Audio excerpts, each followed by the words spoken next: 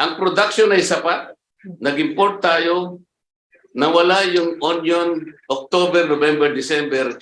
Talagang itinago. Hoarding is really very conclusive na dito. Sapat eh. Sapat ang production.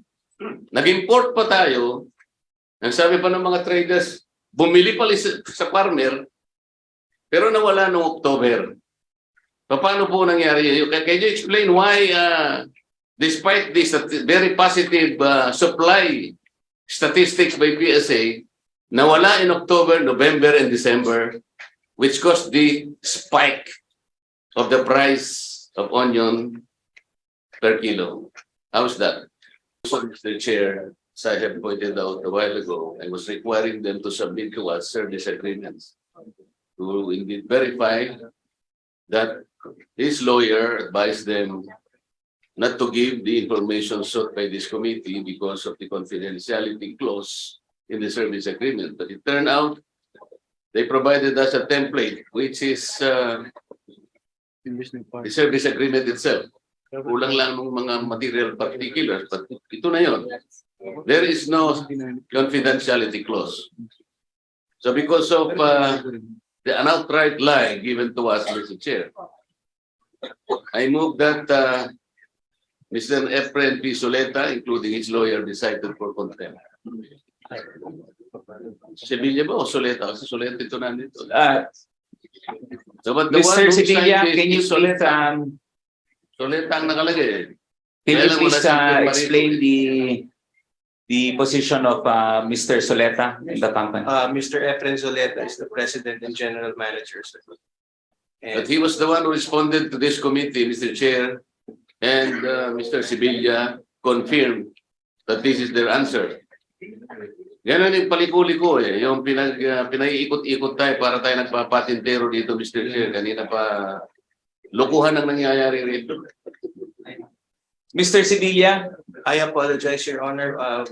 we will give you one. We take your apology, but you have been given the opportunity to tell the truth. And on the assumption, Mr. Chair, that the lawyer indeed provided the advice to them, the legal advice, kung talagang totoo, isama na natin siya doon sa contempt. So, Mr. Sevilla, anyway, we want to accord you all the due process, no? Yes, sir. I will provide it within the hours. Okay, 30 minutes na lang kasi marami na tayong Ano yung hinihingi ba niya? yung pangalan ng lawyer to be submitted. And yung 30 minutes for you to be able to Seryoso. Ano mo klaseng pangalan niya na hindi mo mas... Mr. Chair, yes, the Honorable J.J. Suarez. yeah, I think Kong Marcoleta has a motto. Maybe act on the motion of Congressman Marcoleta. Just a clarification, who are the persons to be cited in contempt based on the motion of our dear colleague? Based on record, Mr. Chair, Efren Soleta, the President General Manager of Argo, the representative present today who confirmed this letter and who confirmed to us that they got a legal advice from their lawyer that they cannot give the information sought by this committee because of the confidentiality clause in the service contract. It turns out it is false. So, So, three anong persons, gagawin natin? They have been... Mr. Soleta, Mr. Sevilla, and the lawyer. Whatever is the name of the lawyer, Mr. Chair. Yes. So, let's have a vote. Okay, so there is a motion to cite Mr. Soleta, Mr. Sevilla, and an unnamed lawyer in contempt. So may I get a vote from the body? Any second? Any objections? There being none, motion is approved. By resumed. Our apologies to everyone. We had to contact all the members who were present earlier. So there being 49 members present, a 2/3 vote is 33. Now there being 35 votes casted to cite in contempt Mr. Efren Soleta, Mr. John Patrick Sevilla, and the unnamed lawyer, the chair cites the said people, Mr. Efren Soleta Jr., John Patrick Sevilla, and the attorney, John Doe, to be named by Mr. Sevilla in contempt, are cited in contempt. Okay, so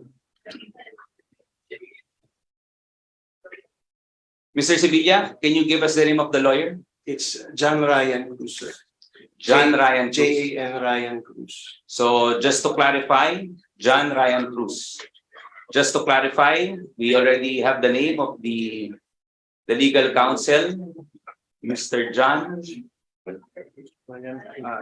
Ryan Cruz is hereby cited in contempt. Your Honor, I would like to humbly request to be considered because the service agreement we sent on the hard copy, there's no watermark, but on the soft copy that I sent, there's it's labeled strictly confidential. Honorable Dante Marcoleta. What is that, Mr. Chair?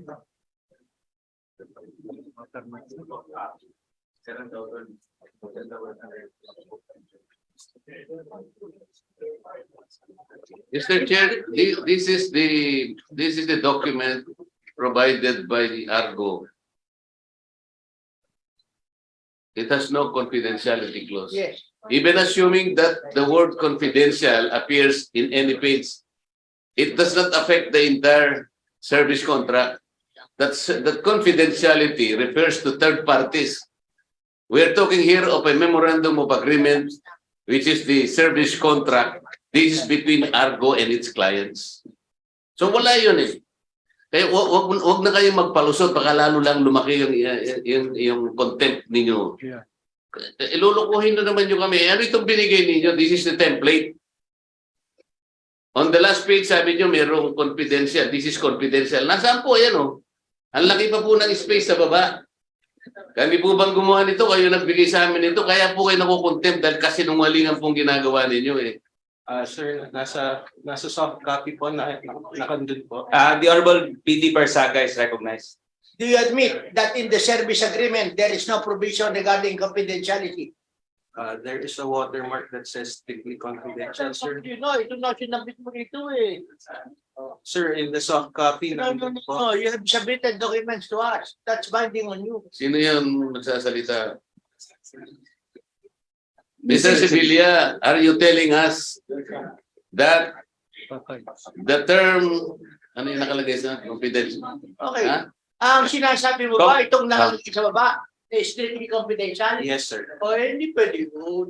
Hindi lahat ng dokumento, tatantakan ko na lang ng strictly confidential para hindi padala rito sa Kongreso. Oo. Oh, there is no... Gagawin ninyo kaming tanga rito, Mr. Sevilla. Hindi kami tangad. Yung nilagay mong this is strictly confidential. Does not bind this committee.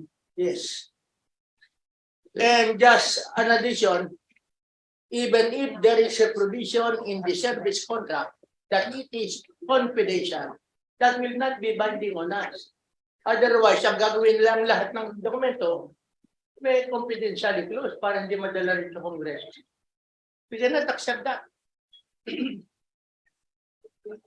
Yes, anyway, we have already voted on it. Unfortunately, yes, so at this point, maybe we should hear from on the Honorable Stella Kimbo. May I inquire what the penalty is?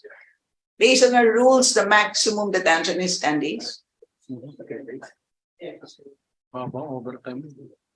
And based also on our rules, the chairman can designate the place where there shall be detained. And we can take judicial notice that insofar as the Senate is concerned, those persons whom they have declared as in contempt are being sent to the Pasay City Jail. Yes, thank you. May I just read the particular section, provision, section 12? The penalty by a vote of 2/3 of the members present, there being a quorum, those cited under section 11, paragraphs E and F shall be detained for a period not exceeding 10 days in a place designated by the chairperson or acting chairperson under the custody of the sergeant at arms. So we do have a facility here. We could accommodate Mr. Sevilla, Mr. Soleta, and Attorney Cruz in the grounds of Congress. So 10 days. Yes, 10 days.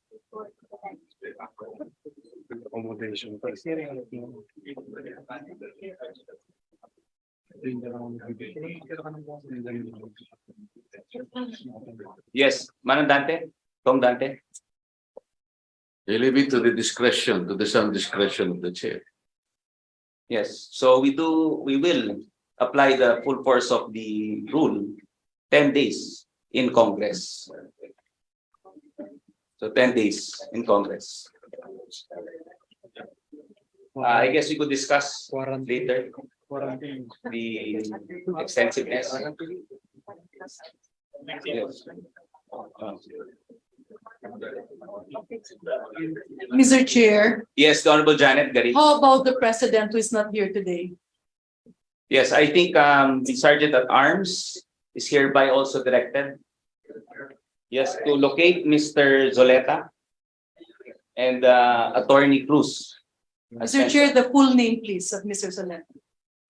Mr. John Ryan Cruz. Attorney John Ryan Cruz.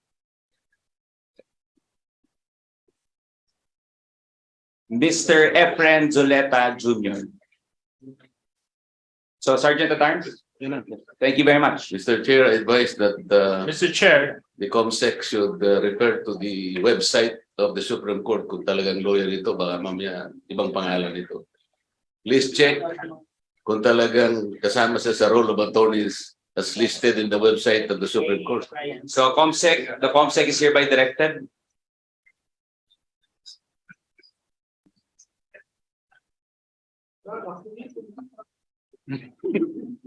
Mr. Chair, Yes, Honorable JJ Suarez. just a brief manifestation for everybody.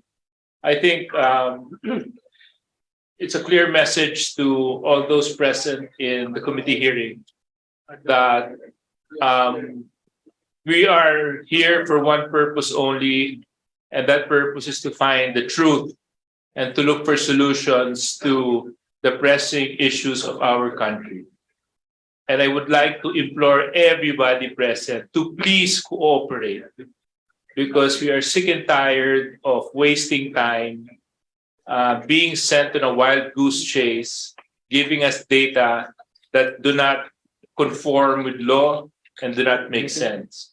So with that being said, I would like to congratulate the Committee on Agriculture for showing you your steadfast commitment to the pursuit of the common good for the Filipino people. Congratulations, Mr. Chair. Yes, thank you very much, Honorable JJ Suarez. Very Mr. good point. Chair, Yes, a very good reminder. Sa lahat po ng hinihingi po namin, mahalaga po na ibigay po ninyo ng buong tunay. So, pakiusap po, pwede pa kaming hindi matapos dito. Timing lagi kayo sa Hindi po interest. siguro nasasapat yung mga binibigay po sa amin. So, with that, may I recognize Honorable Janet? yeah. Mr. Chair, considering that we have already issued a contempt order to Argo, I was also wondering, appraise me if I'm correct. Cold 5 Storage is one of those who, by the records that I have, didn't sell starting August, September, October.